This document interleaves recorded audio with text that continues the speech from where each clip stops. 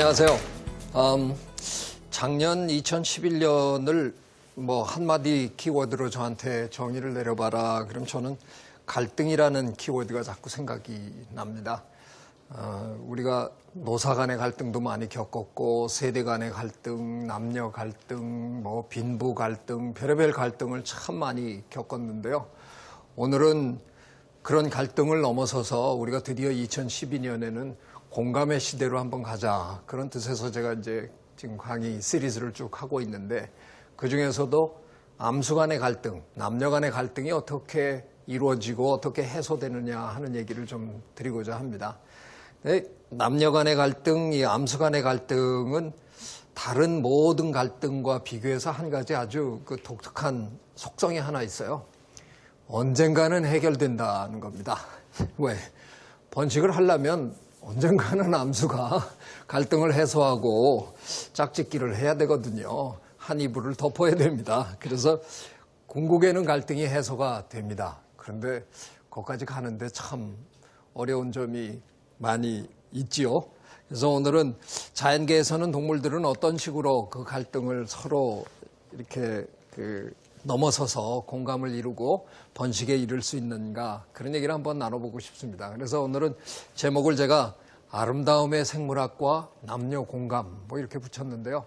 지금 이 화면에 있는 저 그림들은 아놀리스라는 아주 작은 도마뱀, 열대에 사는 도마뱀들인데요. 걔네들은 이렇게 수컷이 암컷을 만나면 목젖을 세웁니다. 쫙 앞으로 내밀고 암컷 앞에서 목젖을 싹 떨면서 이제 자기 과시를 하는 겁니다. 근데 그게 종에 따라서 색깔이 저렇게 다양해요. 어떨 때는 저 몇몇 종이 한 지역에서 같이 삽니다. 근데 목젖을 세우기 전까지는 그 종이 구별이 가끔 안 되는데 딱 세우면 저 다른 종이구나. 그래서 암컷들도 자기 종의 수컷의 그 목젖의 색깔을 기억하고 제대로 된 종을 찾아가고 이런 겁니다. 참 아름다운 색깔을, 자연에 있는 색깔들을 우리가 떠올려 보면 자연은 늘 칙칙한 그런 흑백 사진이 아니라 굉장히 다양한 색깔이 자연에 존재하잖아요. 이런 게 왜 시작이 됐을까 하는 걸 한번 생각해 보고자 하는 겁니다.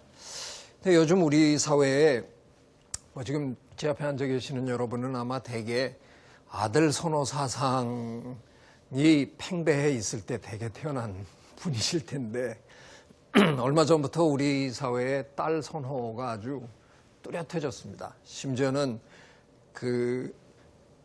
인공수정을 해서 이제 아이를 가져야 되는 그런 부부들한테 어떤 아이를 원하냐 그러는데 압도적으로 많은 부부가 딸을 원한다고 했다는 겁니다. 여러분 어렸을 때 생각하면 상상이 안 되는 얘기죠. 무조건 아들 낳으려고 굉장히 애쓰던 시절에 태어나셨는데 딸 선호가 이렇게 뚜렷해지고 많은 사람들이 신모계 사회다 이렇게까지 얘기합니다. 그런데 그런 얘기를 하는 분들의 그 마음속에는, 머릿속에는 무슨 생각이 사실은 잠재하고 있느냐 하면, 모계사회는 잘못됐는데 왜 모계사회가 시작됐느냐라는 뜻이 전제되어 있는 거거든요. 원래 인간사회는 부계사회, 집안의 가장은 남자고 이렇게 되는 게 정상인데, 이거 세상이 이상해져가지고 모계사회가 됐어. 이렇게 얘기를 하는 거예요. 근데 실제로 모계사회가 신모계사회라고 불러야 될 정도로 새로운 사회냐? 한번 생각해 볼 필요가 있습니다. 저는 무슨 이런 인간의 근대사를 연구하거나 그런 사람은 아니지만, 진화생물학자로서 인간의 존재의 역사를 한번 쭉 돌이켜 생각해 보면 굉장히 오랜 세월 동안 우리는 사실 수렵채집 생활을 했어요. 남성들은 사냥을 다니고 여성들은 집 주변에서 매일 먹을 수 있는 채소류나 견과류나 이런 것들을 채집해서 안정적인 저녁상을 마련하고 이렇게 살았습니다. 그러던 시절에 과연 저 시대에 남성의 위치가 어땠을까 하는 걸 한번 생각해 볼 필요가 있다는 거죠. 지금도 수렵 채집 생활을 하는 오지에 사는 민족들을 찾아가 보면 그때 그 옛날 우리가 어떻게 살았을까 하는 거에 대한 힌트가 나타나는 거예요. 분명히 남성이 사냥을 갔다 하는 데는 다 그럴 만한 이유가 있는 거죠. 사냥은 근육의 힘이 필요합니다. 건장한 남성이 하기 더 좋은 일이죠.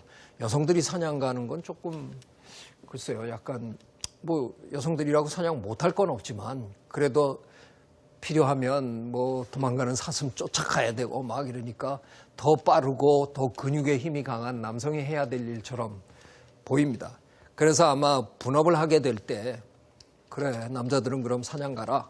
그리고 여성들은 집에 남아서 뭐 조용히 할 수 있는 일, 뭐 저 냉이 캐고 뭐 이런 걸 할 수 있는 거죠.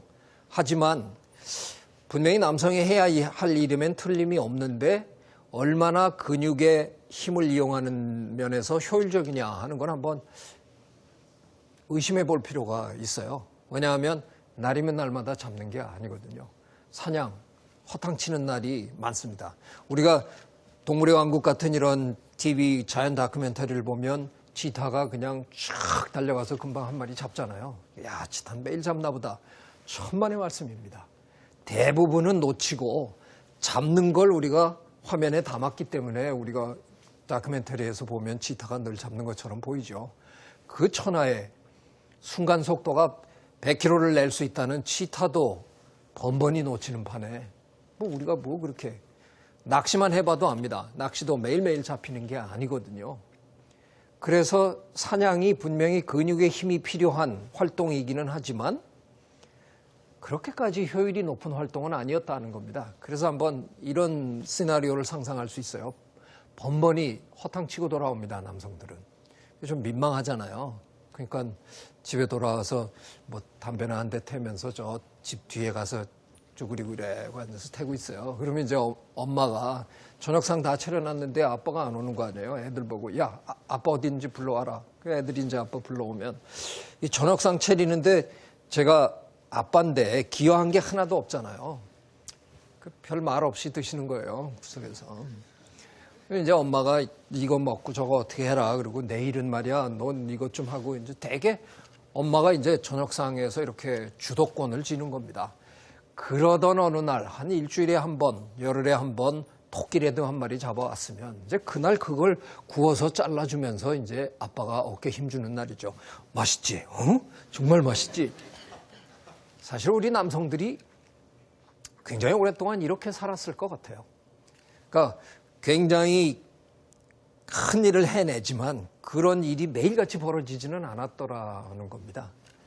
이렇게 살던 시절에서 어느 날 드디어 우리 인간이 농사를 짓는 법을 개발했어요. 자연계에서 그냥 풀 뜯어 오던 거에서 그걸 길러서 먹을 수 있다는 걸 찾아내가지고 드디어 농경사회를 접어드는데 농사야말로 근육의 힘을 매 순간 발휘할 수 있는, 그리고 열심히 근육의 힘을 발휘하면 그만큼 보답이